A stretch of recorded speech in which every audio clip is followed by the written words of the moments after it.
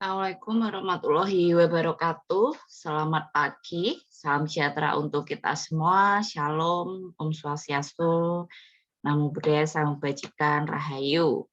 Alhamdulillah, senang sekali saya bisa bertemu dengan Anda semua pada kegiatan pagi hari ini. 23 kuliah pagi hari ini 23 Mei 2022. Ini adalah minggu ke-14 dari 16 perkuliahan kita. Tidak terasa sudah di penghujung waktu. Saya ingin menyampaikan sekali lagi reminder kepada Anda semua terkait dengan tugas akhir ya, dan juga tanggung jawab Anda, kewajiban-kewajiban Anda. Ingat betul kapan itu harus diselesaikan, harus dikumpulkan, di mana mengumpulkannya, bagaimana caranya, diperhatikan betul. Kalau ada yang kalian masih bingung, ragu-ragu, belum paham terkait dengan itu semua, ditanyakan. Tanya ke saya, bilang ke saya. Bisa melalui Zoom, bisa melalui Telegram Group, atau di Japri. Ya, tanyakan, jangan sampai karena kalian misalnya tidak bertanya, takut bertanya atau yang lainnya, kalian jadi keliru nantinya, kan sayang gitu ya. Kemudian yang ingin saya sampaikan juga, saya sudah menyampaikan terkait dengan kewajiban-kewajiban Anda itu pada saat kita terakhir ketemu. Sekali lagi saya sampaikan waktu yang sudah saya atur di Elena, kalau itu pengumpulannya di Elena, itu tidak bisa saya ubah. Perhatikan betul kapan waktunya, ya. Saya pun tidak ingat itu kapan waktunya dari semua rombel saya. Jadi kalian yang ingat-ingat itu semua. Itu ya. Sekali lagi perhatikan betul terkait dengan waktu. Tugas hanya saya terima melalui Elena. Ya, tidak ada media lain untuk pengumpulan kalau yang tugas akhir. Kalau yang tugas buku di meja. Seperti itu. Teknisnya nanti silahkan dirembuk bersama rombel kalian, satu atau dikirimkan ke 1-2 orang, kemudian 1-2 orang itu memberikan ke meja saya ya, pokoknya diatur saja gitu. Baik, saya akan lanjutkan kuliah kita.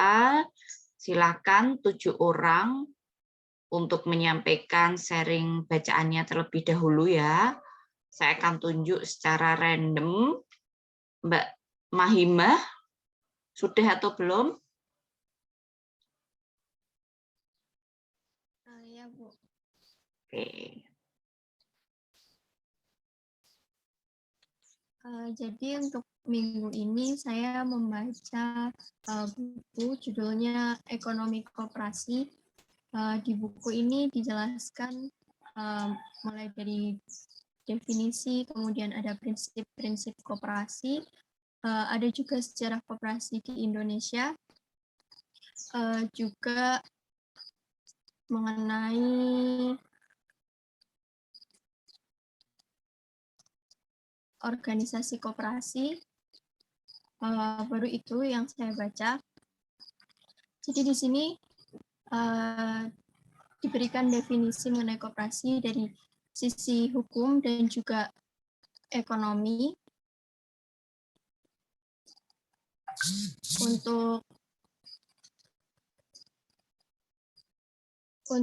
Untuk definisi secara hukum itu koperasi adalah suatu badan usaha yang beranggotakan orang seorang atau badan hukum koperasi dengan melandaskan kegiatannya berdasarkan prinsip koperasi sekaligus sebagai gerakan ekonomi rakyat yang berdasarkan atas asas kekeluargaan. Berdasarkan atau pengertian secara ekonomi itu, koperasi itu merupakan beberapa orang yang disatukan oleh kepentingan ekonomi yang sama tujuannya, baik bersama maupun individu, untuk memajukan kepentingan bersama dengan tindakan bersama secara kekeluargaan dan gotong royong. Nah, untuk sejarah koperasi di Indonesia sendiri itu yang dimulai pada masa penjajahan Belanda pada tahun 1896, itu awalnya Raden Arya Wirya Atmaja di Purwokerto itu mendirikan sebuah bank simpanan. Jadi bank itu bertujuan untuk menyelamatkan menyelamatkan para pegawai negeri untuk dari lintah darat.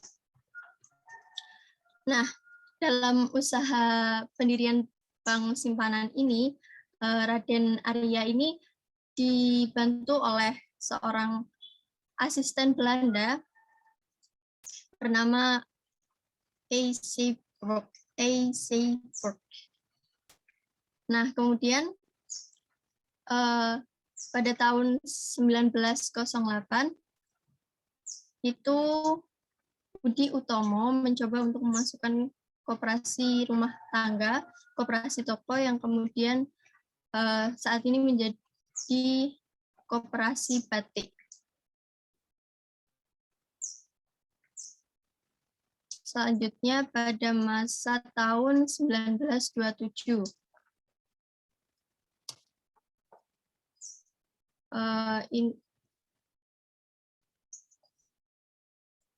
Pada tahun 1927 ini koperasi dipindahkan yang semula dari Departemen Dalam Negeri dipindahkan ke Kementerian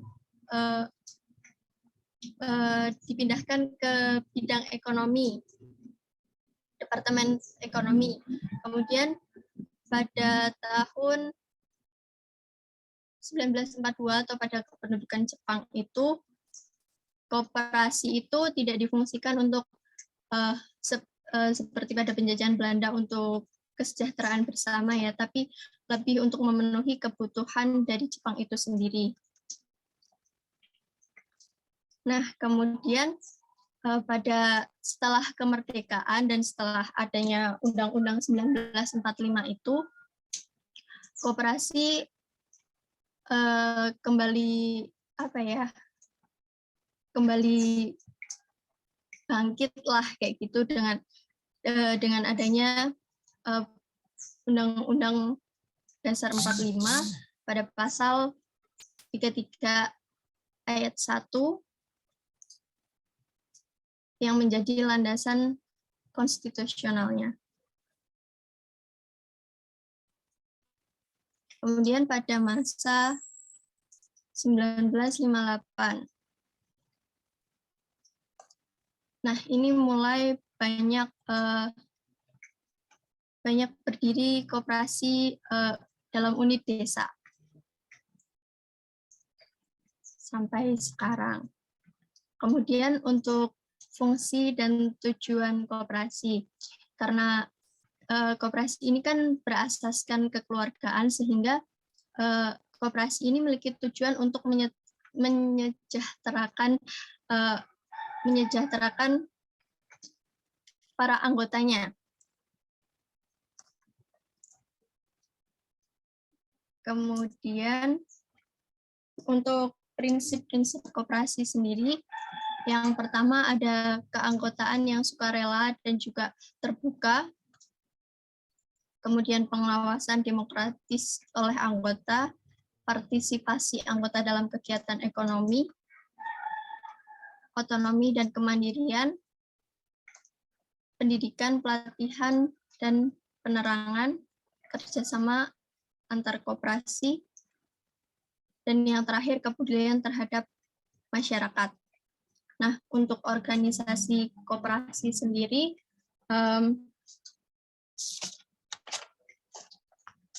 sudah saya catat. itu ada rapat anggota. Itu merupakan organ tertinggi dalam koperasi. Kemudian ada badan pengawas. Kalau di RUU di Undang-Undang Cipta Kerja itu ada pembaruan untuk badan pengawas itu ditambah dengan badan pengawas syariah. Ya. Kemudian ada pengurus, dan yang terakhir sudah ya, yang terakhir pengurus. Mungkin cukup itu Ibu yang bisa saya bagikan. Terima kasih. Oke, terima kasih ya Mbak Mahima. Silakan Mbak Mahima menunjuk satu temannya.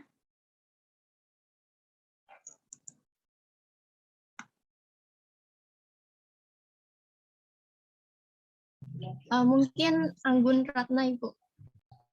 Mbak Anggun, sudah atau belum? Belum, Ibu, saya. Ya, silahkan. Izin. Sedikit kameranya atau angle-nya disetting. Oke, ya, silahkan. Di sini saya izin sharing bacaan dari buku Eri Haryanto SHMH, Ibu. Mengenai koperasi yang di mana yang saya garis bawah itu di koperasi itu memiliki keunikan, Bu. Di mana dalam hal sifat keanggotaan di pasal 17 ini semua anggota koperasi itu bertindak sebagai pemilik sekaligus sebagai pengguna jasa dari koperasi itu sendiri. Nah, itu berarti bahwa koperasi itu sangat mengedepankan asas-asas dari kekeluargaan, dan koperasi sendiri itu memiliki tujuan yang utama, yaitu menyejahterakan para anggotanya. Dan koperasi itu mempunyai karakteristik tersendiri yang beda dari badan usaha yang berbadan hukum yang lain, karena asas utama ini mengedepankan asas kekeluargaan. Dan di pasal 4 Undang-Undang Koperasi juga disebutkan bahwasanya koperasi itu melaksanakan usaha di segala bidang untuk menyokong perekonomian rakyat, juga sehingga koperasi memiliki kepentingan yang baik untuk orang banyak, walaupun utamanya mensejahterakan anggota. Dan yang paling saya suka dari materi koperasi ini sebenarnya ada pada pasal 5 ayat 1 Undang-Undang Koperasi yang menyebutkan tentang prinsip-prinsip dasar koperasi, yang mana satu, anggota koperasi itu keanggotaannya bersifat sukarela dan terbuka, dan pengelolaannya dilakukan secara demokratis, dan yang kedua yaitu pembagian sisa hasil usaha itu dilakukan secara adil dan sebanding. Artinya berdasarkan usaha dan jasa yang dilakukan oleh setiap anggotanya, maka akan menghasilkan SHU yang sebanding dan adil. Kemudian yang ketiga adalah memberikan balas jasa yang terbatas terhadap modal, artinya tidak melebihi suku bunga, dan yang terakhir adalah kemandirian. Nah, dengan melaksanakan keseluruhan prinsip tersebut, dapat dikatakan bahwa dirinya itu koperasi sebagai badan usaha berbadan hukum sekaligus sebagai penyokong gerakan ekonomi rakyat yang memiliki jiwa dan watak sosial itu. Kemudian prinsip koperasi ini berasaskan kekeluargaan, merupakan esensi dari kerja koperasi yang membedakannya dari badan usaha lain. Sekian yang bisa saya bagikan, Ibu. Oke, silahkan Mbak Anggun ditunjuk. Siapa? Enggak apa-apa, suaranya masuk, enggak apa-apa. Saya izin menunjuk Silvi, Bu, Silvia Ratna. Silahkan. Saya ingin sharing bacaan dari e-book yang berjudul Hukum Dagang dan Perusahaan Indonesia karya Eri Haryanto mengenai BUMN. Yang pertama mengenai pengertian BUMN, dalam pasal 1 Perpu nomor 19 tahun 1960 itu hanya disebutkan yang dimaksud dengan perusahaan negara atau PN, yaitu semua perusahaan dalam bentuk apapun yang modalnya untuk seluruhnya merupakan kekayaan negara Republik Indonesia, kecuali jika ditentukan lain dengan atau berdasarkan undang-undang. Jadi dalam Perpu ini tidak disebutkan istilah badan usaha milik negara atau BUMN. Istilah BUMN ini baru digunakan dalam Peraturan Pemerintah Nomor 3 Tahun 1983. Dalam Pasal 58 yang disebutkan yang pertama, dalam melaksanakan tugas dan pembinaan, pengawasan, Perjan, Perum, dan Persero Menteri dibantu oleh sekretariat yang disebut Biro Tata Usaha milik negara. Yang kedua, Biro Tata Usaha milik negara bertanggung jawab serta operasional kepada Sekretaris Jenderal Departemen yang bersangkutan. Tetapi di sini tidak ditemui rumusan apa yang dimaksud dengan badan usaha milik negara itu sendiri. Rumusan ini baru ditemui dalam Kemenkeu Republik Indonesia nomor 740/00/1984. Di sini disebutkan pengertian badan usaha milik negara, yaitu badan usaha yang seluruh modalnya dimiliki oleh negara atau badan usaha yang tidak seluruh sahamnya dimiliki oleh negara, tetapi statusnya disamakan dengan badan usaha milik negara. Yang kedua, bentuk-bentuk badan usaha milik negara. Dalam pasal 1 Undang-Undang Nomor 19 Tahun 1969 disebutkan terdapat 3, yaitu perusahaan jawatan, perusahaan umum, dan perusahaan perseroan. Perusahaan jawatan ini ialah perusahaan yang didirikan dan diatur menurut ketentuan-ketentuan yang termaksud dalam IBW. Perjan ini sebagai badan usaha milik negara yang memiliki karakteristik tersendiri. Untuk itu, perusahaan jawatan sering disebut sebagai departemental agency. Yang kedua, ada perusahaan umum, yaitu perusahaan negara yang didirikan dan diatur berdasarkan ketentuan dalam Perpu nomor 19 tahun 1960. Maksud dan tujuan perusahaan umum ini menyelenggarakan usaha yang bertujuan untuk penyediaan barang atau jasa yang bermutu tinggi sekaligus memupuk keuntungan. Kemudian yang ketiga itu perusahaan perseroan, merupakan perusahaan dalam bentuk perseroan terbatas seperti diatur menurut ketentuan Kitab Undang-Undang Hukum Dagang. Maksud dari tujuan pendirian perusahaan perseroan ini ialah menyediakan barang atau jasa yang bermutu tinggi, kemudian berdaya saing kuat baik di pasar dalam negeri maupun di internasional. Kemudian yang ketiga itu sama seperti perusahaan umum, yaitu memupuk keuntungan. Perbedaan perum sama persero ini dilihat dari besaran penyertaan modal yang dilakukan oleh negara. Itu saja yang bisa saya bagikan, Ibu. Oke, terima kasih Mbak Silvi. Silakan ditunjuk satu orang lagi temannya. Saya ingin menunjuk Rifat. Rifat. Silakan. Ada orangnya? Kalau tidak ada yang lain?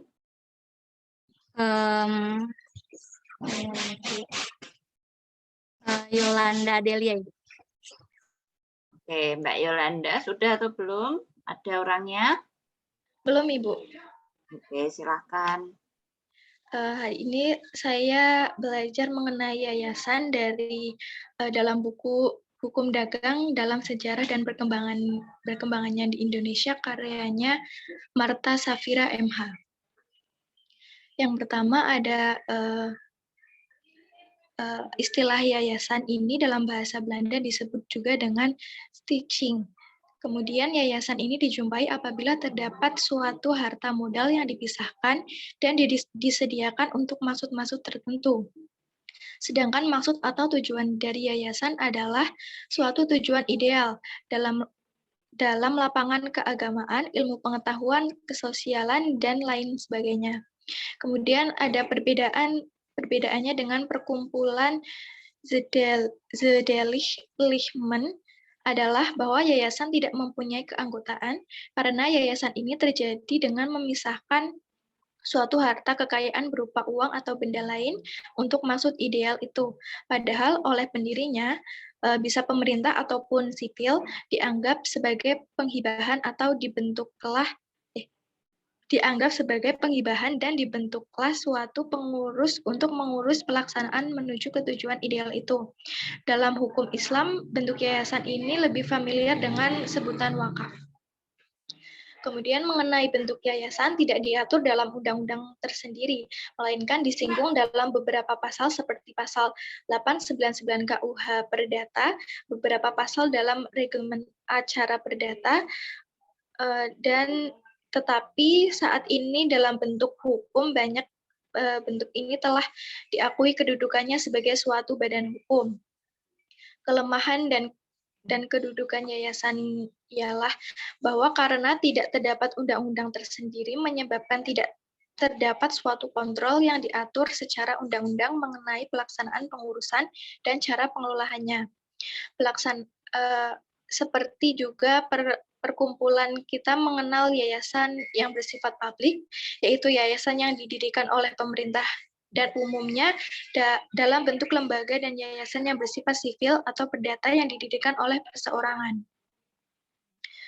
Kemudian dalam praktek hukum, yayasan itu berdiri dengan adanya putusan atau tindakan sepihak dari pendirinya dengan maksud mendirikan suatu badan atau suatu korporasi yang berdiri sendiri dan diatur sendiri atau terpisah. Hal itu dengan tujuan agar dengan bantuan dan kekayaan yang oleh pendiriannya telah dipisahkan itu dapat dicapai suatu cita-cita yang tidak bersifat komersil. Kemudian selanjutnya ada mengapa alasan yayasan dapat dibubarkan. Yang pertama adalah dalam hal-hal menurut ketentuan yang tercantum dalam regelen yayasan. Yang kedua, keputusan pengadilan karena kenyataan bahwa tujuan sebagaimana tercantum dalam akta yayasan tidak dapat atau dianggap tidak akan dapat dicapai. Yang ketiga, insolvensi sesudahnya dinyatakan pailit. Sudah itu saja, Ibu. Terima kasih. Oke, silakan dilanjutkan, Mbak Yolanda. Tunjuk siapa? Saya mau menunjuk Colin. Ya, sudah atau belum? Silakan. Terima kasih atas Suaranya. Apakah sudah terdengar? Oke, ya sudah, silakan. Baik, saya akan mereview e-book dari karangan Alexander Tian mengenai materi koperasi. Dalam pasal 33 ayat 1 Undang-Undang Dasar 1945 menyebutkan bahwa perekonomian disusun sebagai usaha bersama berdasarkan dengan asas kekeluargaan. Dalam penjelasannya dikemukakan bahwa pasal 33 ini tercantum dasar demokrasi ekonomi, di mana produksi dikerjakan oleh semua untuk semua di bawah pimpinan anggota-anggota masyarakat. Kemakmuran masyarakatlah yang diutamakan, bukan kemakmuran orang perorangan. Oleh sebab itu, perekonomian disusun sebagai usaha bersama berdasarkan dengan asas kekeluargaan.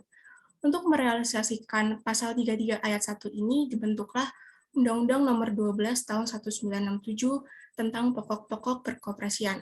Setelah berlaku selama 25 tahun, kemudian dibentuklah Undang-Undang Nomor 25 Tahun 1992 tentang perkoperasian. Berdasarkan undang-undang ini, apabila akta pendirian yang memuat anggaran dasar koperasi disahkan oleh pemerintah dan dicatat dalam daftar, maka sejak pengesahan tersebut, koperasi telah memperoleh status badan hukumnya. Lalu Undang-Undang Nomor 25 Tahun 1992 ini disempurnakan dengan dibentuknya Undang-Undang Nomor 17 Tahun 2012 tentang perkoperasian, yang memuat pembaharuan hukum sehingga mampu mewujudkan koperasi sebagai organisasi yang sehat, kuat, mandiri, serta terpercaya sebagai entitas bisnis yang mendasarkan kegiatannya dengan prinsip-prinsip koperasi. Lalu di dalam Undang-Undang Nomor 17 Tahun 2012 ini menegaskan bahwa pemberian status dan pengesahan perubahan anggaran dasar koperasi merupakan tugas dan wewenang tanggung jawab menteri. Dalam hal ini pemerintah juga ikut memiliki peran dalam menetapkan kebijakan serta menempuh langkah yang mendorong koperasi untuk dapat terus tumbuh berkembang dengan baik.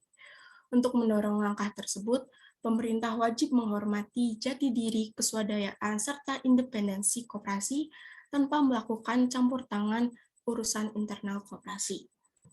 Lalu koperasi di sini berarti dapat diartikan sebagai kerjasama yang terjadi di antara beberapa orang untuk mencapai tujuan yang sulit dicapai dengan orang perorangan. Tujuan tersebut merupakan kepentingan ekonomi yang berupa peningkatan kesejahteraan bersama. Kerjasama dapat dilakukan dalam kegiatan produksi, konsumsi, jasa, dan perkreditan. Koperasi dibentuk dengan asas kekeluargaan. Asas kekeluargaan di sini dapat diartikan sebagai kesadaran bekerja sama oleh semua untuk semua di bawah pimpinan atas dasar kepentingan kebersamaan. Itu saja yang dapat saya review dari e-book ini. Terima kasih. Oke, terima kasih. Silakan ditunjuk orang setelahnya, Mbak. Baik, saya akan menunjuk Rakrian. Ya, ada orangnya di sini. Ada Ibu. Silakan. Ada Ibu. Ya, silakan, Mas. Saya di sini ingin membacakan. Yang satunya audionya dikecilkan. Bentar dulu. Ya. Saya membacakan buku tentang hukum perusahaan mengenai yayasan. Yayasan ini adalah badan hukum yang terdiri atas kekayaan yang dipisahkan dan memiliki tujuan di bidang sosial, keagamaan, dan kemanusiaan. Badan hukum yang lahir yayasan ini adalah badan hukum yang lahir setelah akte pendirian yayasan disahkan oleh Menhukam. Kekayaan yayasan dapat diperoleh dari sumbangan, wakaf, hibah, wasiat, dan perolehan lain yang tidak bertentangan dengan anggaran dasar dan atau peraturan perundang-undangan yang berlaku. Lalu laporan harta kekayaan yayasan dalam 5 bulan setelah tahun buku berjalan, diaudit akuntan publik, ditandatangani dan disahkan, dan di surat kabar jika memiliki kekayaan di atas 200 miliar atau mendapat bantuan sebesar 500 juta. Ada beberapa kegiatan yayasan. Yang pertama di bidang sosial, berupa seperti pendidikan formal, non-formal, panti asuhan, panti jompo, rumah sakit, poliklinik, laboratorium, dan sebagainya. Kemudian di bidang keagamaan. Dalam bidang keagamaan ini seperti mendirikan tempat ibadah. Dan yang di bidang kemanusiaan, memberikan bantuan korban bencana alam. Kemudian ada organ yayasan. Yang pertama, pembina. Pembina adalah organ yayasan yang mempunyai kewenangan yang tidak diserahkan kepada pengurus atau pengawas oleh UU atau anggaran dasar. Menurut pasal 28 ayat 2 Undang-Undang Nomor 1 tahun 2001 dan pasal 9 ayat 2 anggaran dasar, kewenangan pembina meliputi mengubah anggaran dasar, mengangkat dan memberhentikan anggota pengurus dan anggota pengawas, menetapkan kebijakan umum yayasan berdasarkan anggaran dasar yayasan, mengesahkan program kerja dan rancangan anggaran tahunan yayasan, menetapkan keputusan mengenai penggabungan atau pembubaran yayasan, mengesahkan laporan tahunan. Kemudian pengurus. Pengurus adalah organ yayasan yang melaksanakan kepengurusan yayasan. Susunan pengurus sekurang-kurangnya terdiri dari ketua, sekretaris, dan bendahara. Perbuatan-perbuatan yang harus dimintakan persetujuan pembina itu meliputi perbuatan pertama, meminjamkan atau meminjam uang atas nama yayasan. Kemudian mendirikan suatu usaha baru atau melakukan penyertaan dalam berbagai bentuk usaha baik di dalam maupun di luar negeri, memberikan atau menerima pengalihan atas harta tetap, membeli atau dengan cara memperoleh harta tetap atas nama yayasan.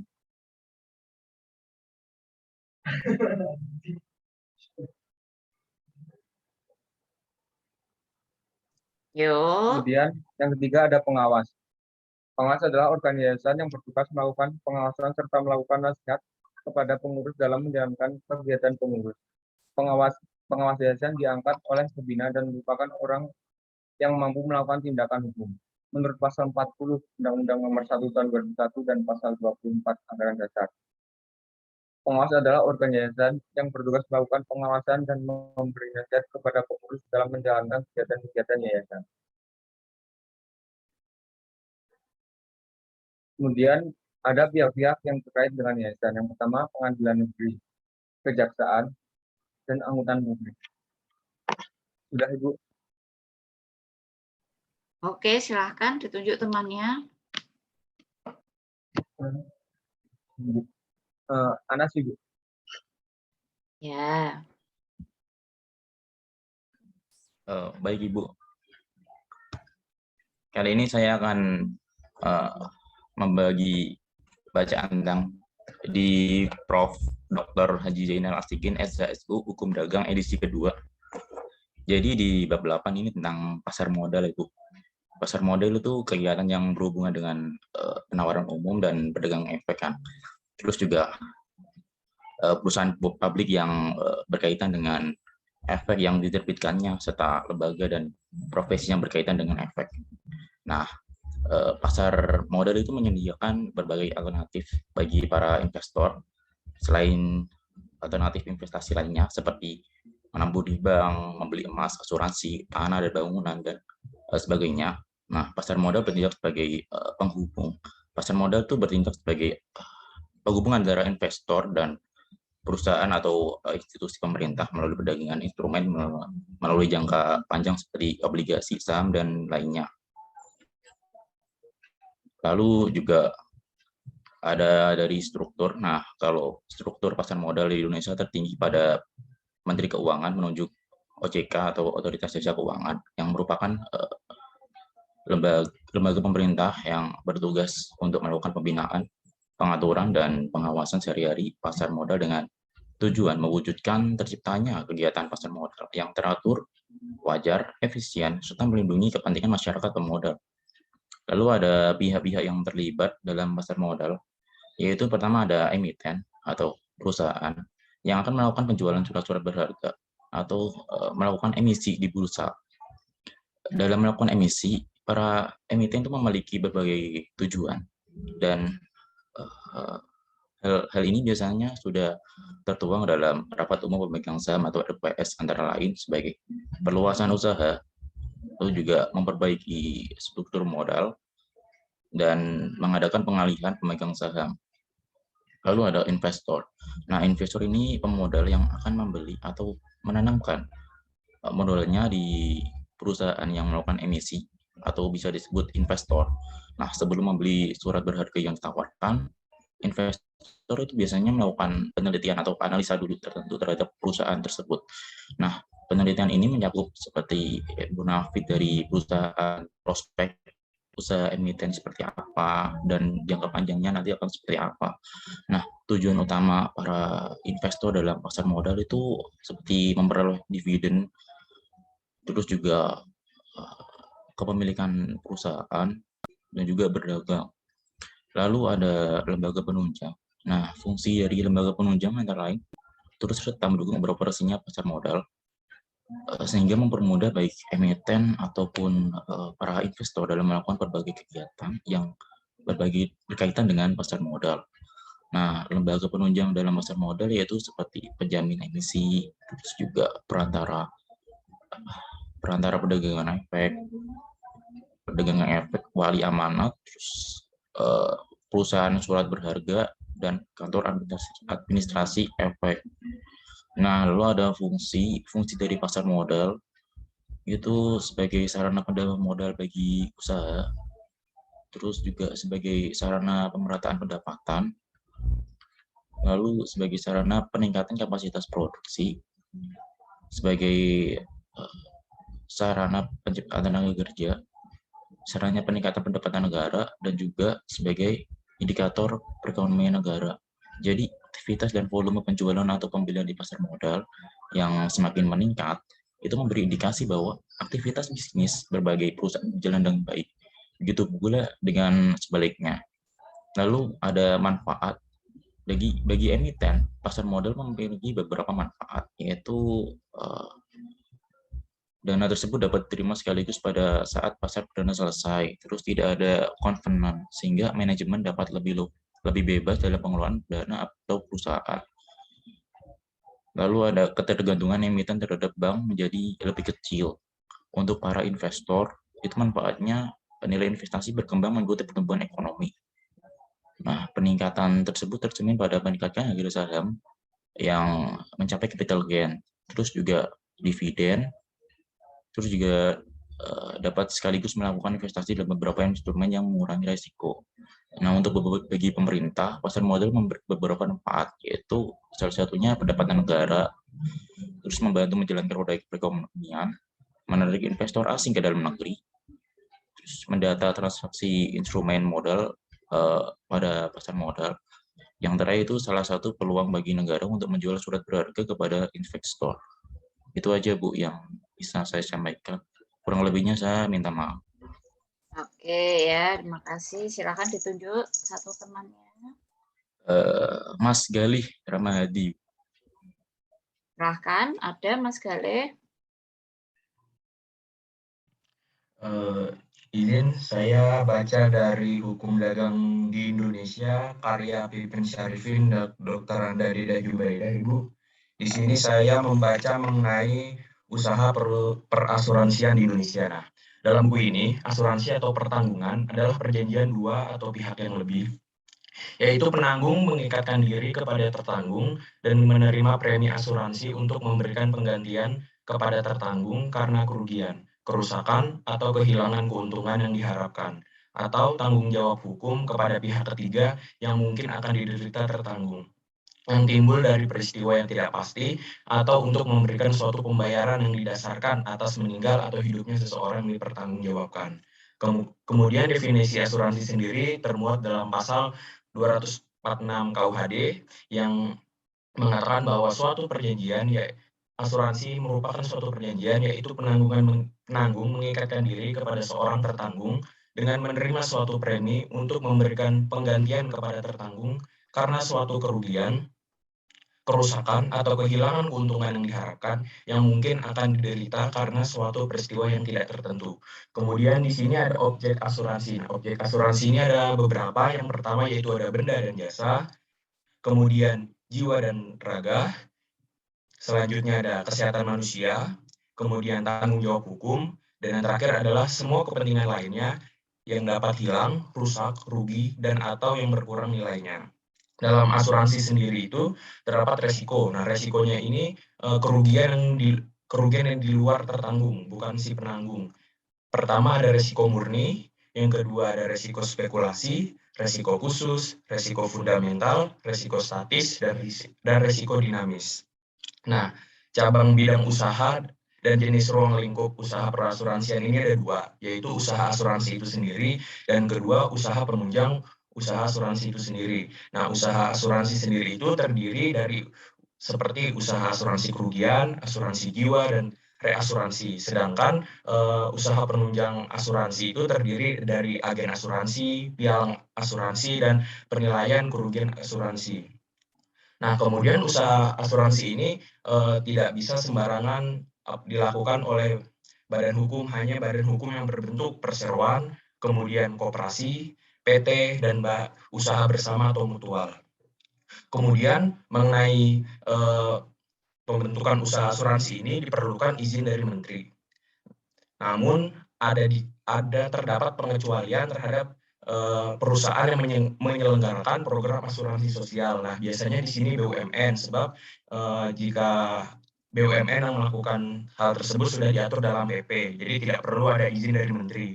Kemudian untuk mendapatkan izin dari usaha tersebut haruslah memenuhi persyaratan seperti adanya anggaran dasar, susunan organisasi, permodalan, kepemilikan, keahlian dalam bidang organisasi, kelayakan rancangan kerja, dan hal-hal lain yang diperlukan untuk mendukung pertumbuhan usaha perasuransian secara sehat. Terima kasih, Ibu. Sekian dari saya. Oke, ya, silakan dilanjut Mas Galih, ditunjuk temannya. Saya ingin menunjuk Moren, Ibu. Ya, silakan Mbak Moren. Ada? Baik, Bu, saya akan share bacaan jurnal pengertian bulannya. Jadi keberadaan Badan Usaha Milik Negara atau BUMN merupakan salah satu wujud data yang berkaitan dengan pasal 33 UUD 1945, khususnya yang berkaitan dengan ayat 2 dan 3. Di sini ayat 2 mengatakan bahwa cabang-cabang produksi yang penting bagi negara dan yang menguasai hajat hidup orang banyak dikuasai oleh negara. Dan ayat 3, bumi, air, dan kekayaan alam yang terkandung di dalamnya dikuasai oleh negara dan digunakan untuk sebesar-besarnya kemakmuran rakyat. Penguasaan negara itu penting demi kesejahteraan dan kemakmuran rakyat. Hal ini merupakan posisi strategis bagi peningkatan kesejahteraan rakyat. Nah, penguasaan negara ini tercermin dalam pasal 1 ayat 1 Undang-Undang Nomor 19 Tahun 2003 yang menyatakan bahwa badan usaha milik negara yang selanjutnya disebut BUMN adalah badan usaha yang seluruh atau sebagian besar modalnya dimiliki oleh negara melalui penyertaan secara langsung yang berasal dari kekayaan negara yang dipisahkan. Nah, perkataan BUMN ini sudah menunjukkan suatu badan usaha yaitu yang melakukan kegiatan usaha. Sedangkan usaha sendiri diartikan sebagai kegiatan dengan mengarahkan tenaga, pikiran untuk mencapai suatu tujuan atau maksud dan kepemilikan saham atau modalnya dimiliki oleh negara. Dalam hal ini, Undang-Undang BUMN membatasi kriteria dan kepemilikan negara minimal 51%, sedangkan kekayaan negara yang dipisahkan adalah pemisahan kekayaan negara dari APBN pada BUMN seperti Persero dan Perum serta perseroan terbatas lainnya. Badan usaha milik negara atau BUMN ini merupakan bentuk badan usaha di bidang-bidang tertentu yang umumnya menyangkut dengan kepentingan umum, di mana peran pemerintah di dalamnya relatif besar, minimal dengan menguasai mayoritas pemegang saham. Eksistensi dari BUMN ini adalah sebagai konsekuensi dari amanah dari konstitusi di mana hal-hal yang penting atau cabang-cabang produksi yang penting dan menguasai hidup orang banyak dikuasai oleh negara. Di sini ada 5 tujuan BUMN yang diatur dalam pasal 2 Undang-Undang Nomor 19 Tahun 2003, yaitu yang pertama, memberikan sumbangan dari berbagai bagi perkembangan perekonomian nasional pada umumnya dan penerimaan negara pada khususnya. BUMN diharapkan dapat meningkatkan mutu pelayanan pada masyarakat sekaligus memberikan kontribusi dalam meningkatkan pertumbuhan ekonomi nasional dan membantu meningkatkan keuangan negara. Yang kedua adalah mengejar keuntungan. Meskipun maksud dan tujuan Persero adalah untuk mengejar keuntungan, namun dalam hal-hal tertentu untuk melakukan pelayanan umum, Persero dapat diberikan tugas khusus dengan memperhatikan prinsip-prinsip pengelolaan yang sehat. Lalu yang ketiga ada menyelenggarakan kemanfaatan umum berupa menyediakan barang dan jasa yang bermutu tinggi, serta memadai bagi pemenuhan hajat hidup orang banyak. Dengan maksud dan tujuan seperti ini, setiap hasil usaha dari BUMN, baik barang maupun jasa, dapat memenuhi kebutuhan masyarakat. Lalu yang keempat ada menjadi perintis kegiatan-kegiatan usaha yang belum dapat dilaksanakan oleh sektor swasta atau koperasi.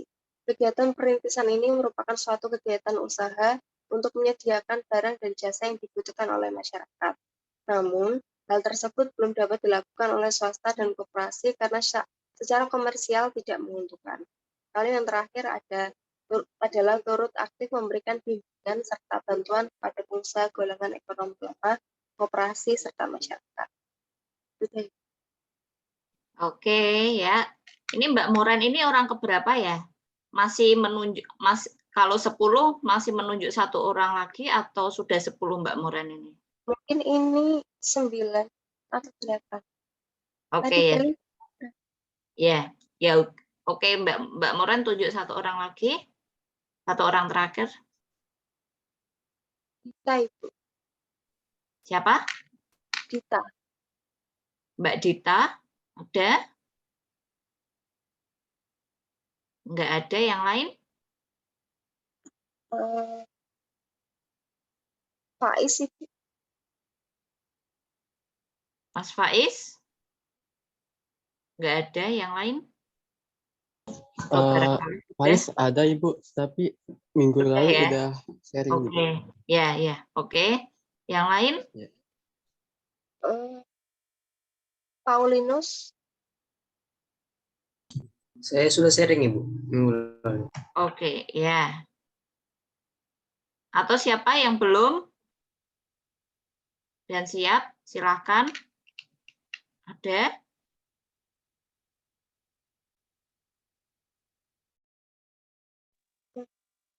Nggak ada? Oke, baik. Ya sudah, saya tutup. Terima kasih kepada yang sudah sharing. Nanti ditulis nama dan NIM-nya ya. Nanti ditulis nama dan NIM-nya. Kemudian apa namanya di Telegram Group.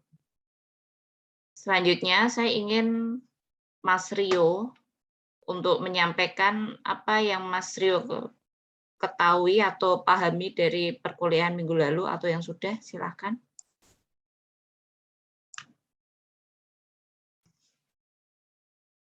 Kalau nggak tahu atau nggak ada yang dipahami, disampaikan nggak tahu atau tidak ada yang dipahami, saya tidak menunggu, silakan.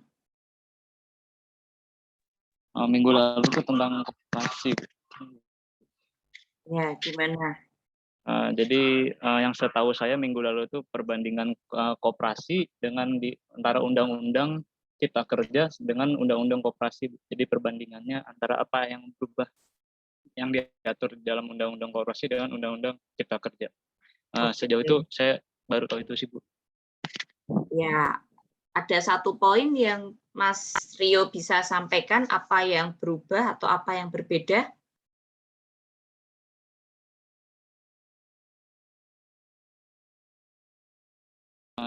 Saya lupa, Bu, untuk hal itu. Oke, Mbak Helmina. Perkuliahan minggu lalu itu membahas tentang perubahan yang ada pada Undang-Undang 25 tahun 1992 dengan Undang-Undang 11 tahun 2020. Yang berubah ada 7. Salah satunya ada pengaturan terkait prinsip syariah pada pasal 44A angka 1 UU nomor 11 tahun 2020. Oke, ya terima kasih Mbak Helmina dan juga Mas Rio. Saya akan lanjutkan materinya, tapi sebelum saya lanjutkan, saya ingin sampaikan karena tadi Mas Anas dan Mas Gale sepertinya sharing bacaannya itu ya di luar RPS ya, RPS Hukum Dagang. Nggak apa-apa kalau untuk sharing bacaan tidak apa-apa. Ini mau saya sampaikan saja supaya tidak salah persepsi untuk tugas akhir. Kalau penyusunan tugas akhirnya itu sesuai materi kalian ya.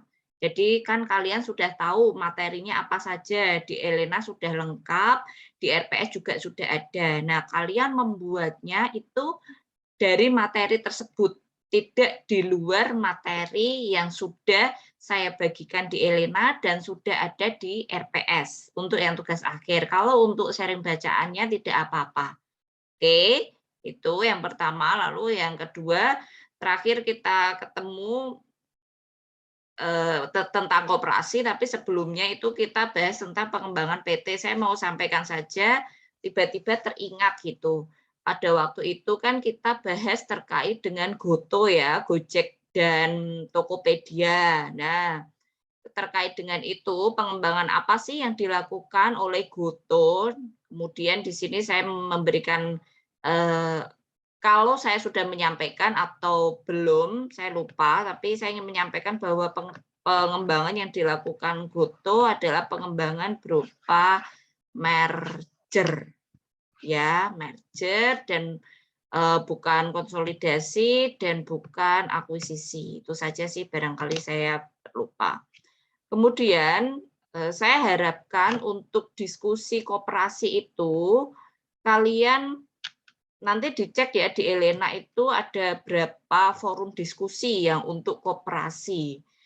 Kalau dari kalian pertanyaannya itu sudah 5, tolong ditambahkan 1. Tapi kalau belum 5 ya jadikan ini sebagai salah satu pertanyaan. Ya, jadikan apa yang akan saya sampaikan sebagai salah satu pertanyaan di Elena di forum diskusi. Jadi saya minta kalian untuk bahas itu. Beberapa waktu yang lalu ada koperasi yang menimbulkan perhatian publik karena diduga, jadi masuk ke dalam ranah pidana, diduga menggelapkan dana dari masyarakat atau melarikan dana dari masyarakat. Jadi modusnya itu untuk investasi, itu Koperasi Indosuria dan juga coba dicari tahu Koperasi Indosuria dan Koperasi Pandawa. Apa yang terjadi pada kedua koperasi tersebut? Jadi pertanyaan kalian bisa terkait dengan ya siapa gitu nanti ya, terserah yang bertanya apa yang terjadi atau apa kasus yang terjadi pada Koperasi Indosuria dan Koperasi Pandawa. Silakan semuanya menjawab, sampaikan apa yang kalian ketahui dari Koperasi Indosuria dan Koperasi Pandawa. Saya ingin kalian tahu dan membaca kasus tersebut ya, kasus saja. Jadi kalian browsing saja beritanya. Koperasi Indosuria dan Pandawa. Oke, itu ya. Jadi saya ingin kalian tahu terkait dengan kedua koperasi tersebut, apa yang terjadi pada koperasi tersebut. Ya, itu terkait dengan koperasi. Selanjutnya, kalian punya hak untuk sinkronus itu 8 kali ya dengan saya. Gitu. Saya selalu memberikan hak itu kepada mahasiswa. Jadi ketika nanti di akhir, ini kan masih minggu ke-14 nih. Kemudian nanti di akhir minggu ke-16 itu silahkan dihitung. Dihitung kalian sudah ketemu dengan saya sinkronus itu berapa kali. Kalau misalnya kurang dari 8, kalau kalian berkenan dan mau dan pengen, kalian bisa sampaikan kepada saya di akhir minggu ke-16.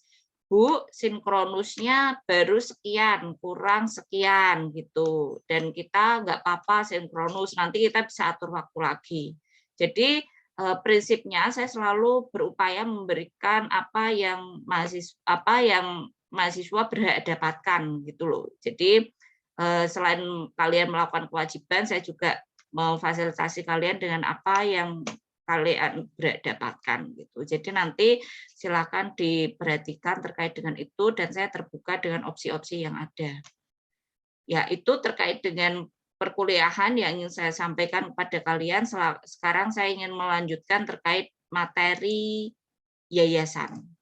Silakan semuanya untuk membuka Elenanya. Di sini saya sudah membagikan ya, ada 4 peraturan terkait dengan yayasan, yaitu Undang-Undang 2001, Undang-Undang 2004, Peraturan Pemerintah 2008, dan Peraturan Pemerintah atau PP tahun 2013.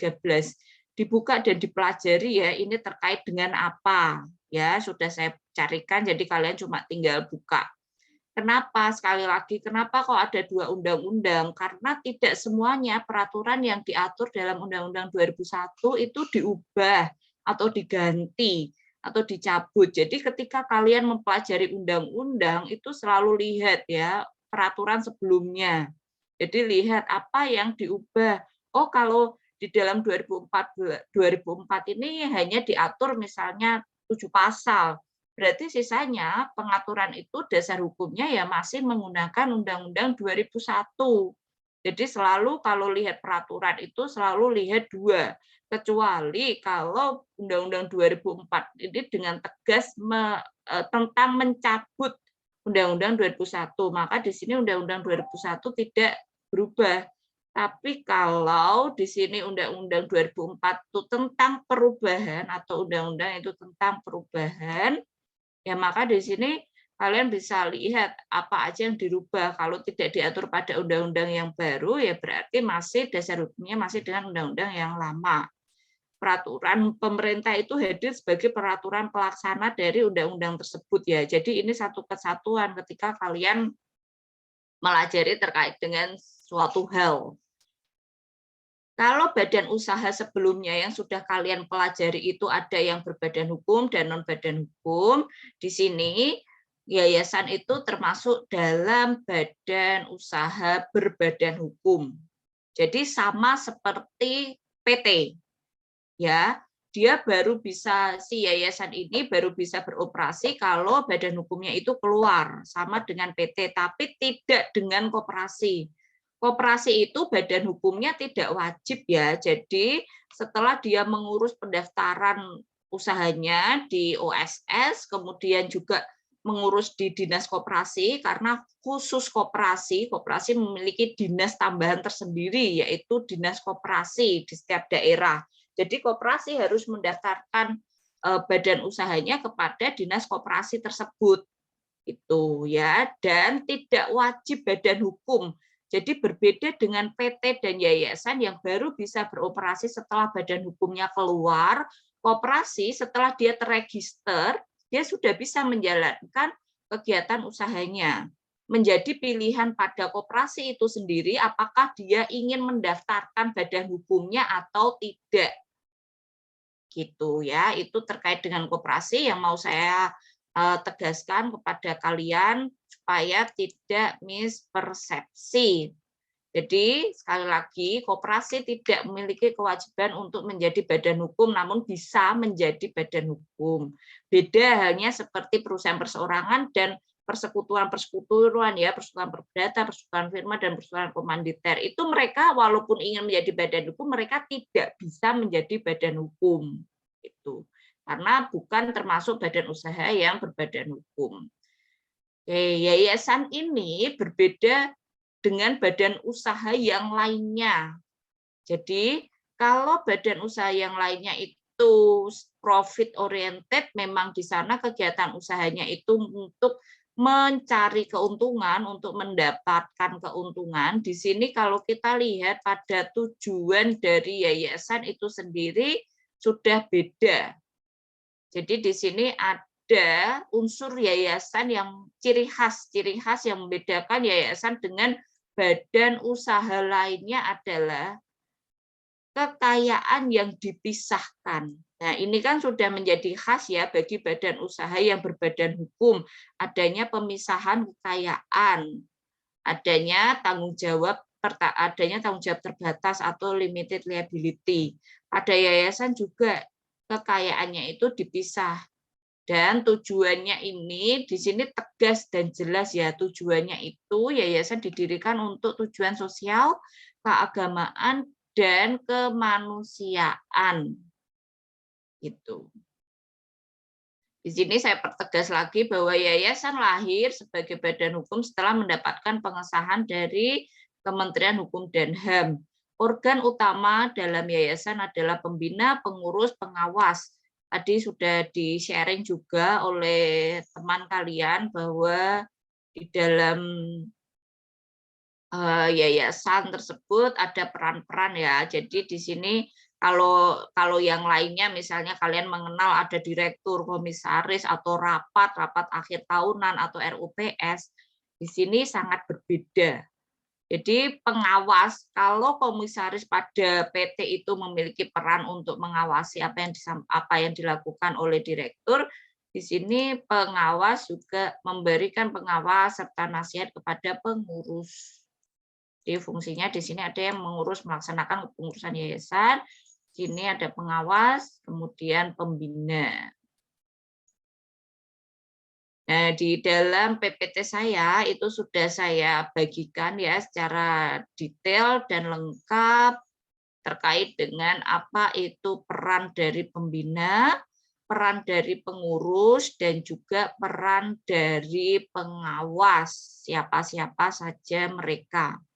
Silahkan nanti dipelajari dan dibaca. Nah, salah satu hal yang ingin saya sampaikan, keunikannya adalah di sini setiap badan usaha itu bisa menjadi badan usaha yang pilot atau dalam bahasa sederhana kalian bangkrut gitu ya. Jadi di sini yayasan pun bisa dipilotkan. Ya, yayasan bisa dipilotkan. Bu, yayasan kan tidak profit oriented untuk sosial keagamaan. Kok bisa ya pilot? Kenapa kok pilotnya? Nanti kita akan mempelajari terkait dengan kepilotan kalau tidak keliru materi di akhir, tapi ini saya akan menyampaikan secara permukaan dulu ya kepada kalian sebenarnya pilot itu seperti apa. Jadi orang, subjek hukum itu kan terdiri atas orang dan badan hukum. Ketika subjek hukum itu terikat pada suatu perjanjian yang dimana di situ melibatkan suatu benda atau kekayaan tertentu yang di dalamnya terdapat suatu pemenuhan prestasi, jadi bisa aja misalnya hutang piutang atau perjanjian kerja, seperti itu. Nah, itu kan ada prestasi. Di dalam bahasa perdata itu pemenuhan kewajiban itu disebut dengan prestasi. Jadi kewajiban itu sama dengan prestasi. Ketika subjek hukum tidak melaksanakan kewajibannya atau tidak memenuhi prestasinya dengan baik, dinamakan wan prestasi istilahnya.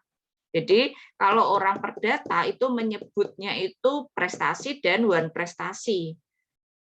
Nah, di sini yayasan ketika dalam melaksanakan kegiatan usahanya itu memiliki hubungan dengan pihak ketiga. Hubungan pihak ketiga misalnya dengan kreditur atau dengan investor, kemudian menimbulkan tidak terpenuhinya prestasi dari yayasan, maka di sini salah satu pihak, baik itu yayasan maupun pihak ketiga tersebut dapat mengajukan permohonan pilot. Jadi si pihak ketiga, kreditur atau investor itu dia kan tetap ingin ya memperoleh pemenuhan prestasi, terutama kreditur ya orang hutang. Kalau investasi itu memang pilihannya dua, antara untung atau rugi, tidak bisa ada pemenuhan kembali.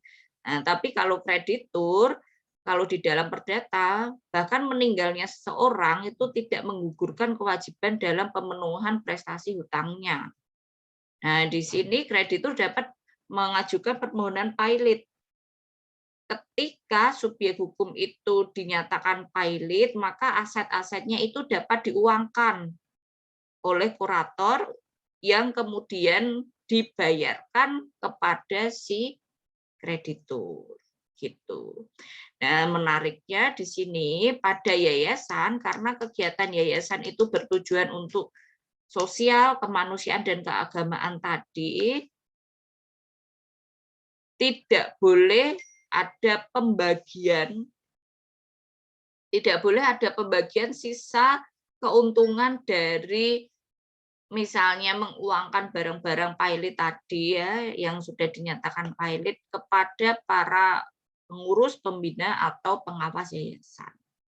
Seperti itu jika ada sisa dari menguangkan dan juga membayar hutang kepada kreditur. Tidak boleh ada pembagian tuh. Kalau pada PT gitu, kalau sisa ya kembali kepada kas PT gitu. Tapi kalau yayasan ini tidak, ketika terjadi pilot.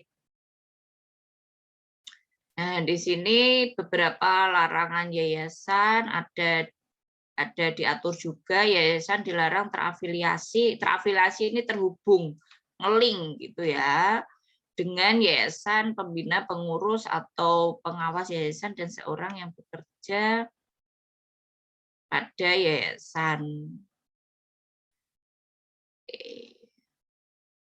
Jadi nanti silakan dibaca ini materi saya terkait dengan yayasan.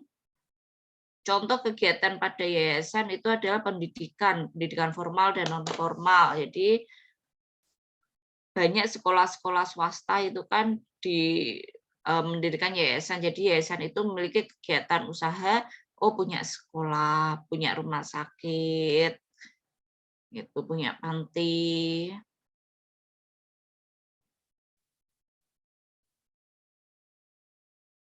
Kemudian sumber kekayaan yayasan, kenapa kok misalnya dia bisa gagal bayar hutang, kok ada hutang. Nah, sumber kekayaannya itu berasal dari sumbangan ya, yang tidak mengikat, wakaf, hibah wasiat, atau perolehan lain yang tidak bertentangan. Nah, kegiatan usaha itu kan diperbolehkan. Dari kegiatan usaha itu kemudian dapat keuntungan. Nah, di sini adalah termasuk dari perolehan lain yang tidak bertentangan. Kalau yayasan itu berasal dari wakaf, maka aturan dari wakaf itu juga berlaku. Wakaf ini berbeda dengan hibah. Hibah itu pemberian ya. Nah, wakaf itu ya pemberian, tapi nanti diatur ada surat keterangan wakafnya, sertifikat wakafnya, itu berbeda lagi dengan hibah, ketentuan administrasinya. Walaupun sama-sama berasal dari pemberian orang lain. Kekayaan yayasan yang berasal dari berbagai macam sumber tadi dilarang dialihkan atau dibagikan secara langsung maupun tidak langsung, baik dalam bentuk gaji, upah maupun honorarium yang dinilai dengan uang kepada pembina, pengurus, dan pengawas yayasan. Yayasan tidak boleh membagikan hasil kegiatan usaha kepada pembina, pengurus, dan pengawas. Pengecualian dapat ditentukan dalam anggaran dasar bahwa pengurus menerima gaji, upah, atau honorarium dalam hal pengurusan yayasan. Itu ya. Jadi ini karena kan tujuan dari yayasan itu untuk sosial, keagamaan, dan kemanusiaan. Nah, ini perlu nih dituangkan dalam ADART. Jadi yayasan itu juga berpijak berpedoman pada ADART. Nah, di sini pendirian badan usaha itu kan pasti ada modal.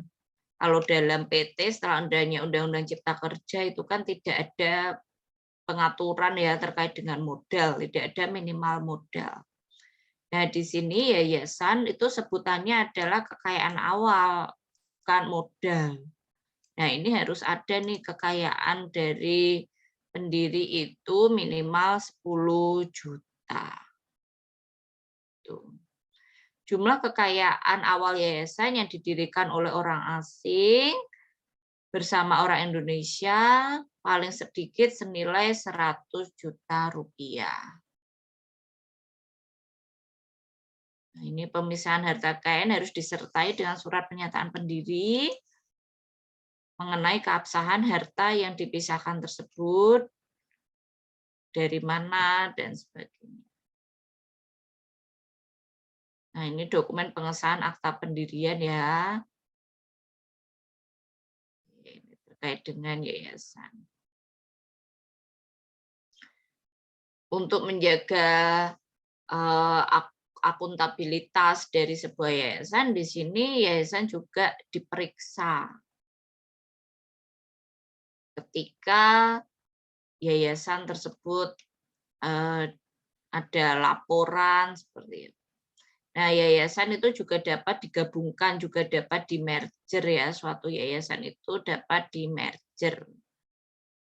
Menggabungkan diri yang mengakibatkan yayasan yang menggabungkan diri itu menjadi bubar. Oke. Nah, sekarang saya pengen kalian buka keempat peraturan yang ada di ELENA.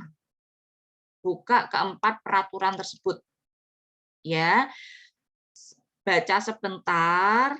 Nah, saya akan menunjuk secara random beberapa dari kalian dan sampaikan ketentuan atau pasal yang menarik perhatian kalian, satu pasal saja dari setiap peraturan. Jadi nanti satu orang menyampaikan 4 ketentuan ya yang menarik perhatian kalian.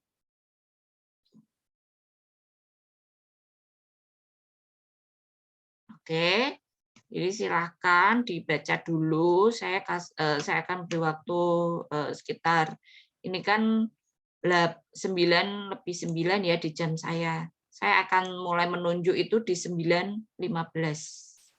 Ya, 9:15. Sampaikan apa yang menarik perhatian kalian, apa itu dan kenapa.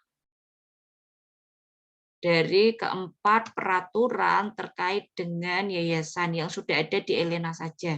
Di Undang-Undang 2001, 2004, dan PP tadi ya. Buka.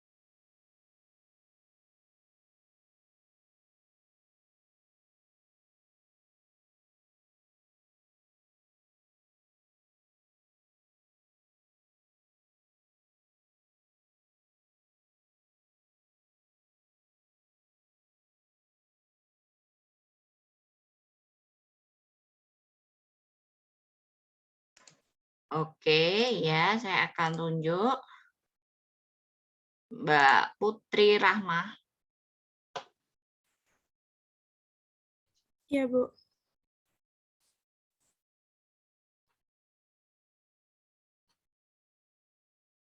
Satu ketentuan saja ya di setiap peraturannya yang menarik perhatian Mbak Putri, dan orang setelah Mbak Putri yang saya tunjuk ini nanti selain apa yang sudah disampaikan oleh orang sebelumnya.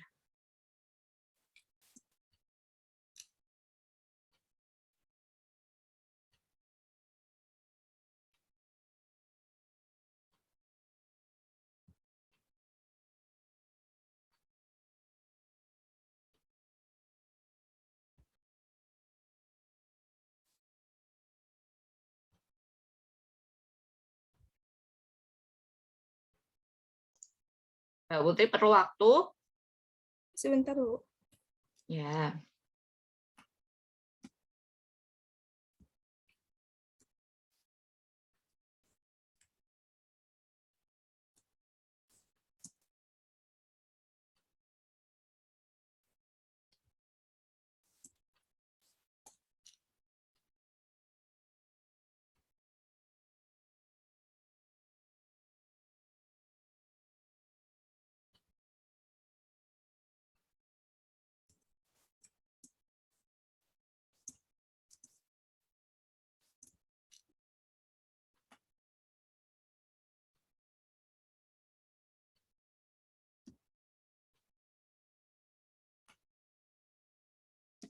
Pasal 5 ayat 3 Undang-Undang Nomor 28 Tahun 2004 tentang perubahan atas Undang-Undang Nomor 16 Tahun 2001 tentang yayasan.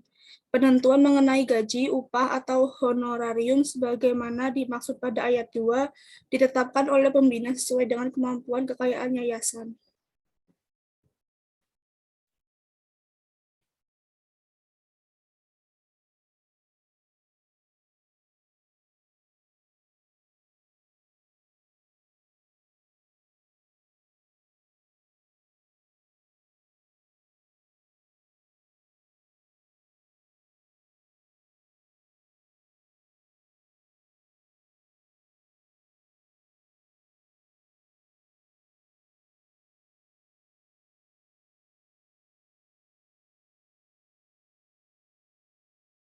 Yang lain, Mbak Putri, peraturan yang lain?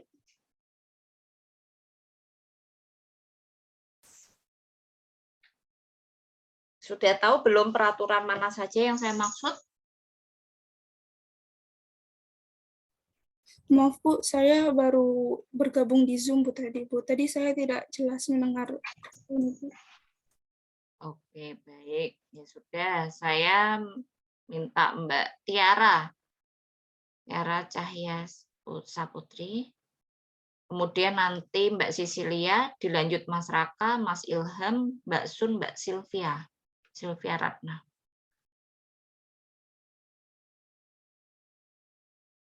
Mbak Tiara? Baik, Ibu. Dari saya, Undang-Undang tahun 2001, Pasal 16, Ayat 1, yayasan dapat didirikan untuk jangka waktu tertentu atau tidak tertentu yang diatur dalam anggaran dasar. Sudah itu, Ibu. Ya, yang 2004. 2004. Satu ketentuan, satu pasal yang dibagikan, yang menarik perhatian. Oh, ya. Iya. Yang PP juga.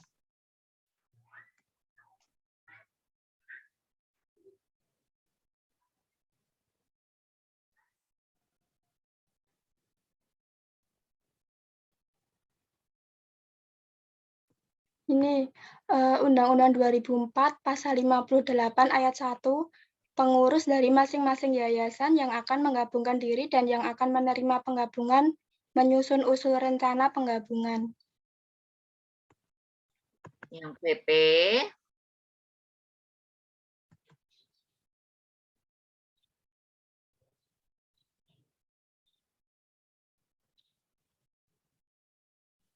Yang PP. Yang PP tahun 2008 Pasal 13 Ayat 2, anggota pembina dan anggota pengawas yayasan yang berkewarganegaraan asing yang tidak memenuhi ketentuan sebagaimana dimaksud pada ayat 1 karena hukum harus meninggalkan wilayah negara Republik Indonesia.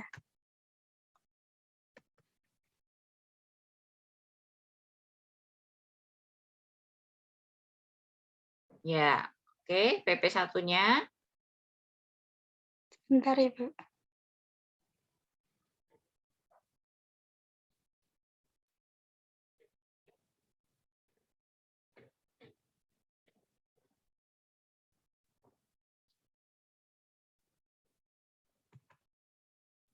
Yang PP tahun 2013, pasal 37A ayat 2, perubahan anggaran dasar yayasan sebagaimana dimaksud pada ayat 1 dilakukan dengan cara mengubah seluruh anggaran dasar yayasan dan mencantumkan A. Seluruh kekayaan yayasan yang dimiliki pada saat penyesuaian yang dibuktikan dengan 1. Laporan keuangan yang dibuat dan ditandatangani oleh pengurus yayasan tersebut. 2. Laporan keuangan yang telah diaudit oleh akuntan publik bagi yayasan yang laporan keuangannya wajib diaudit sesuai dengan ketentuan undang-undang. B. Data mengenai nama dari anggota pembina, pengurus, dan pengawas yang diangkat pada saat perubahan dalam rangka penyesuaian anggaran dasar tersebut. Sudah, Ibu. Oke, Mbak Cecilia. Yang Undang-Undang 2001 Pasal 18, 1. Perubahan anggaran dasar hanya dapat dilaksanakan berdasarkan keputusan rapat pembina. 2. Rapat pembina sebagaimana dimaksud dalam ayat 1 hanya dapat dilakukan apabila dihadiri oleh paling sedikit 2 atau 3 dari jumlah anggota pembina. 3. Perubahan anggaran dasar sebagaimana dimaksud dalam ayat 1 dilakukan dengan akta notaris dan dibuat dalam bahasa Indonesia. Undang-Undang 2004 yang pasal 34, pengurus yayasan sewaktu-waktu dapat diberhentikan berdasarkan keputusan rapat pembina. 2. Dalam pengangkatan, pemberhentian dan penggantian pengurus dilakukan tidak sesuai dengan ketentuan anggaran dasar atas permohonan yang berkepentingan atau atas permintaan kejaksaan. Dalam hal mewakili kepentingan umum, pengadilan dapat membatalkan pengangkatan, pemberhentian, dan atau penggantian tersebut dalam jangka waktu paling lambat 30 hari terhitung sejak tanggal permohonan pembatalan diajukan.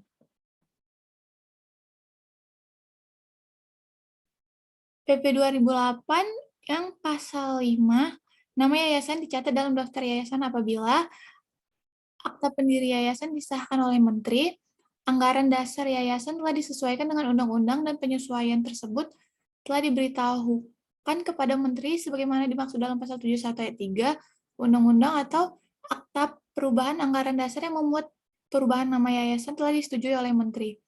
2. Ketentuan lebih lanjut mengenai penyelenggaraan daftar yayasan diatur dalam Peraturan Menteri. PP yang 2013 yang pasal 19, pemberitahuan perubahan data yayasan disampaikan kepada Menteri oleh pengurus yayasan atau kuasanya dengan melampirkan dokumen yang memuat perubahan tersebut.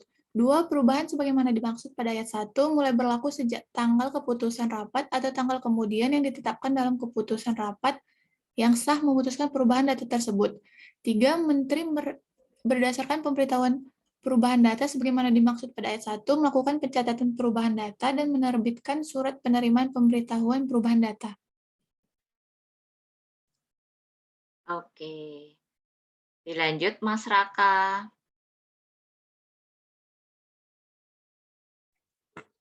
Baik, Ibu.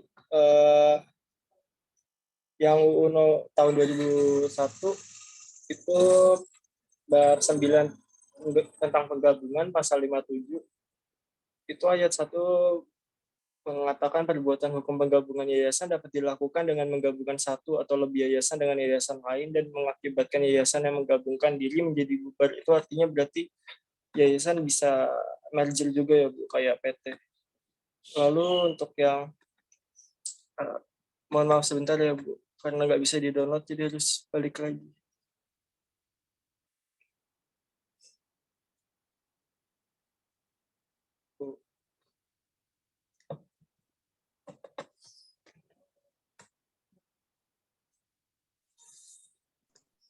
Ya, nggak apa-apa, pelan-pelan.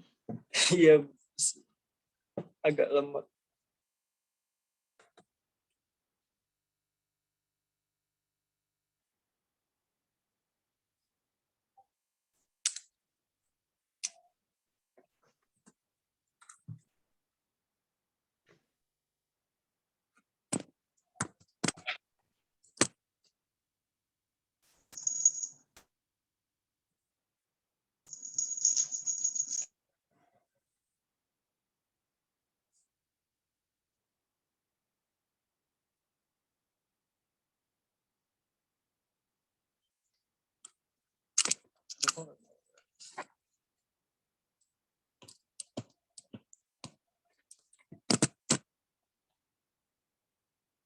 Terus yang di UU 2004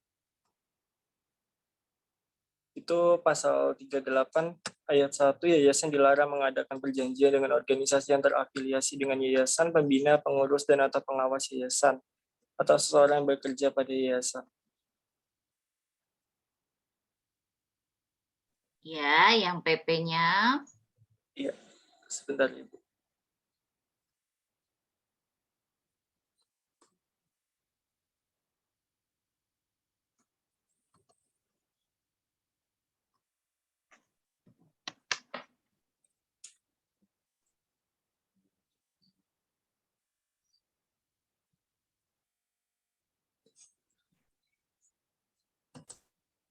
PP tahun 2008 itu pasal 10, orang asing atau orang asing bersama orang Indonesia dapat mendirikan yayasan sesuai dengan ketentuan undang-undang dan peraturan pemerintah ini. Jadi yayasan bisa didirikan oleh orang asing juga ya. Lalu PP 2013.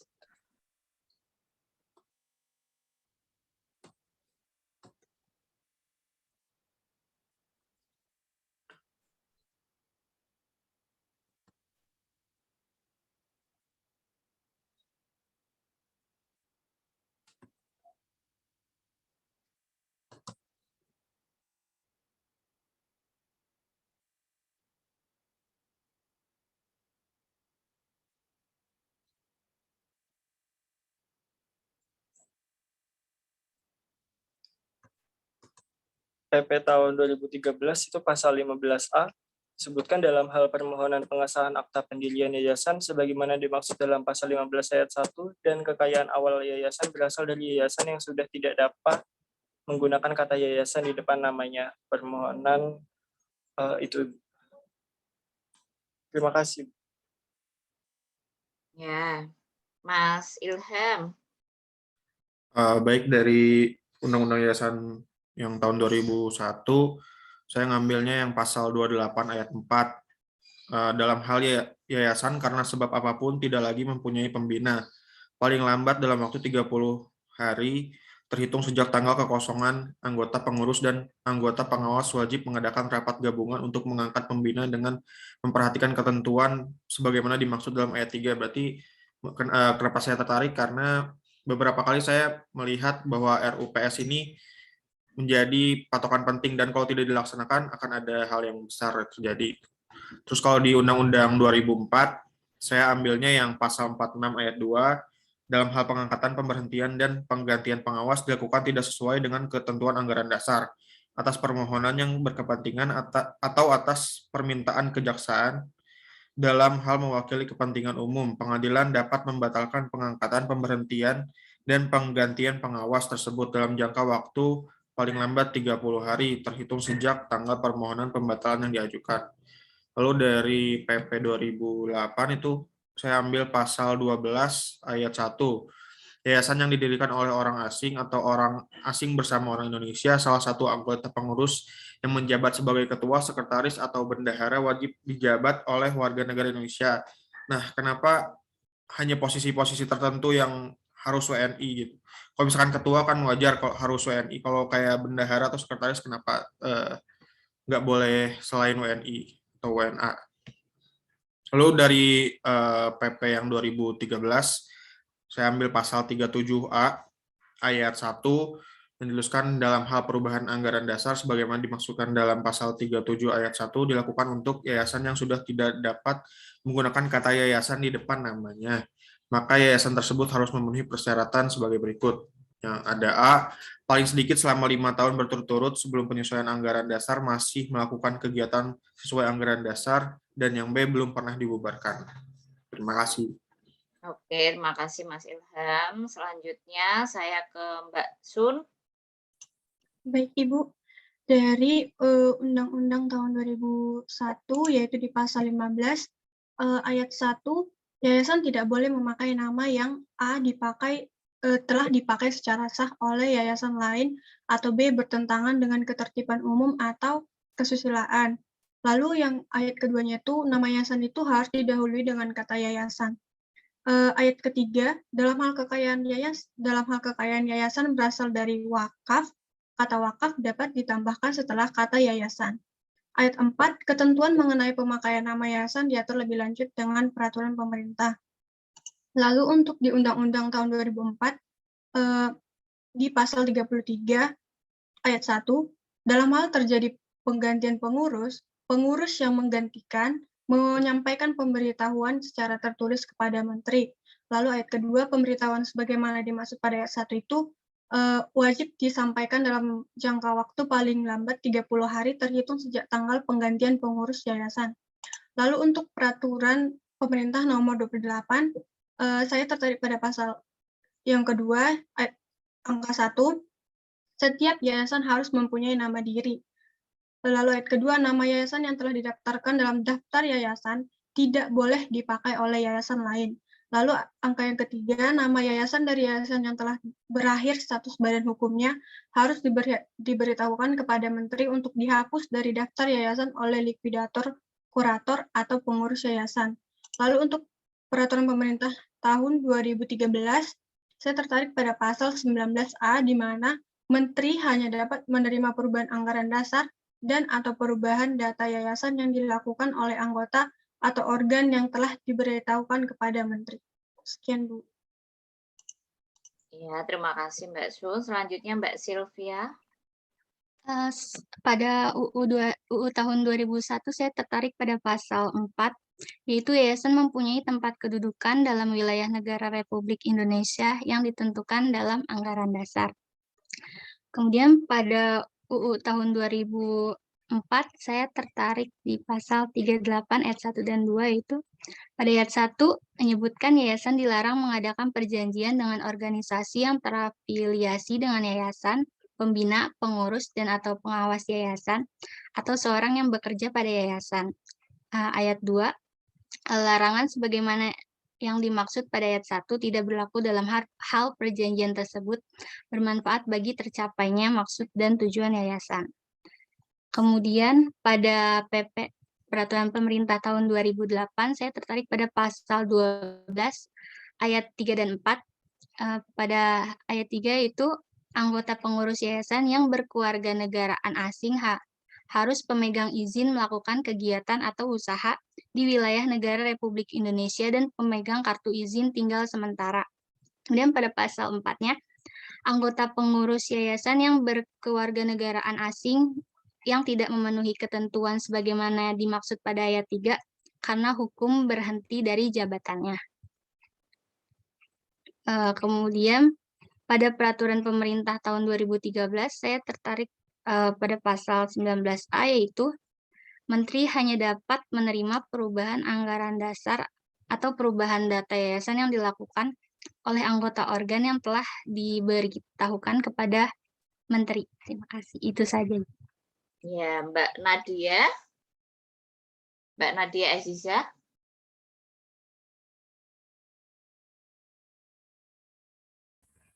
Di UU tahun 2001 pasal 39, yayasan yang belum memberitahukan kepada menteri sesuai UU nomor 2001 pasal 11, yayasan memperoleh status badan hukum setelah akta pendirian yayasan sebagaimana dimaksud dalam pasal 9 ayat 2 memperoleh pengesahan dari menteri. Kemudian nomor 2, kewenangan Menteri dalam memberikan pengesahan akta pendirian yayasan sebagai badan hukum dilaksanakan oleh Kepala Kantor Wilayah Departemen Kehakiman dan Hak Asasi Manusia atas nama Menteri yang wilayah kerjanya meliputi tempat kedudukan yayasan.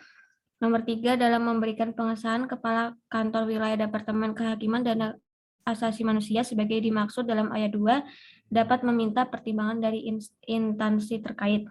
Kemudian UU 2004, ketentuan pasal 11 diubah sehingga bunyinya sebagai berikut. Pasal 11, yayasan memperoleh status badan hukum setelah akta pendirian yayasan sebagaimana dimaksud dalam pasal 9 ayat 2 memperoleh pengesahan dari Menteri. Nomor 2, untuk memperoleh pengesahan sebagaimana dimaksud pada ayat 1, pendiri atau kuasanya mengajukan permohonan kepada Menteri melalui notaris yang membuat akta pendirian yayasan tersebut. Nomor 3, notaris sebagaimana dimaksud dalam pada ayat 2 wajib menyampaikan permohonan pengesahan kepada Menteri dalam jangka waktu paling lambat 10 hari terhitung sejak tanggal akta pendirian yayasan ditandatangani.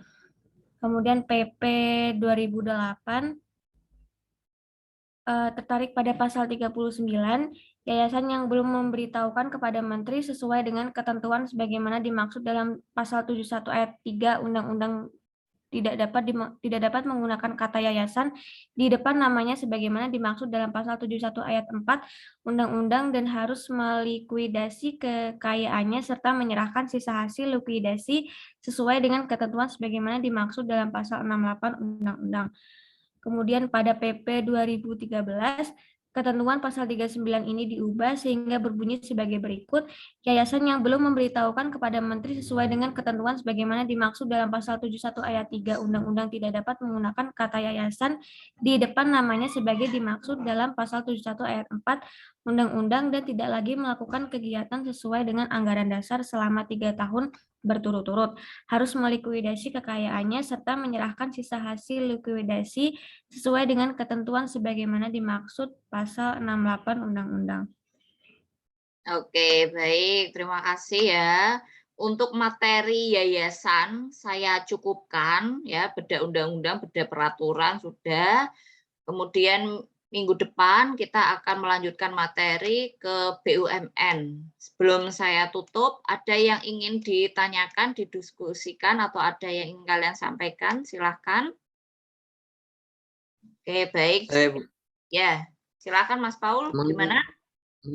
Mengenai presensi, Bu. Tadi saya coba nggak bisa, Bu. Ya, ini nanti saya presensi. Ada lagi yang ingin ditanyakan? Izin bertanya, Bu. Ya. Perihal tugas sebenarnya.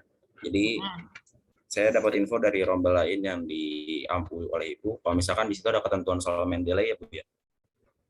Iya. Ya. Belum ada ya di rombel ini belum ada kolomnya. Iya, yang jadi apa? Yang jadi syarat itu sebenarnya harus pakai Mendeley-nya atau misalkan ikut pelatihan Mendeley-nya, Bu. Jadi Mendeley itu kan aplikasi untuk melakukan sitasi. Nah, supaya bisa menggunakannya, saya ingin mahasiswa ya ikut pelatihan gitu. Tapi pelatihan itu tidak terbatas hanya pelatihan yang dilakukan oleh UNES Library. Di YouTube itu kan banyak sekali ya. Gitu. Prinsipnya kalian tahu Mendeley dan kalian bisa menggunakannya. Itu aja supaya tidak kudit mahasiswa buat paper kok caranya kudit gitu. Kalian harus tahu cara yang betul, yang tepat seperti apa kalau buat paper gitu. Ada lagi yang ingin ditanyakan? Baik Ibu. Di sini ini Bu ada teman yang lagi sakit tapi dia nitip ada kendala dalam pengumpulan tugas akhir Bu. Kinanti. Tugas akhir yang apa? Yang makalah paper. Itu, yang paper. Ya, jadi kasusnya dia tuh pengen ngecek Turnitin. Dia kan udah ngecek Turnitin. Nah, itu nanti yang bersangkutan aja ya, supaya dengan saya. Oke. Ya. Baik Ibu. Itu biar ditanggung masing-masing saja. Ya, oke. Semuanya sudah saya sampaikan kok kesepakatan kita di awal. Kalau kalian lupa bisa cek di YouTube. Atau enggak ya ketentuan saya itu berlaku untuk semua rombel kok. Kalian kalau penasaran bisa cek rombel-rombel saya yang lain gitu. Ada lagi yang ingin ditanyakan? Oke, jika tidak ada, saya ambil gambar dulu sebelum saya presensi ya. Saya akan panggil satu-satu, 1, 2, 3. Oke, yang slide kedua, jangan lupa nanti jam 2 ya, join ya semuanya ya. Bentar, ini ada yang masuk. Jam 2 join, on cam sebentar. Kalau kalian ada kegiatan nanti bisa ditinggal, yang jelas setelah pembukaan selesai ya. Saya akan panggil nama. Silakan untuk dijawab dengan mengucapkan hadir. Raka? Hadir, Ibu. Faiz? Tidak ada. Dewi Fitri? Tidak ada. Ahmad Hafiz? Hadir, Bu. Satrio Arun? Tidak ada. Nurjihan? Hadir, Bu. Naufal Abror? Hadir, Bu. Mutiara? Tidak ada. Mujiati? Hadir, Bu. Dita Aditya? Tidak ada. Tiara Cahya? Hadir, Ibu. Cesarius? Tidak ada. Anas? Hadir, Ibu. Ilham? Hadir, Bu. Yana? Tidak ada. Muhammad Amin? Tidak ada. Kinanti? Tidak ada. Sakit Ibu, Kinanti. Nah, Ibu nggak punya. Oke.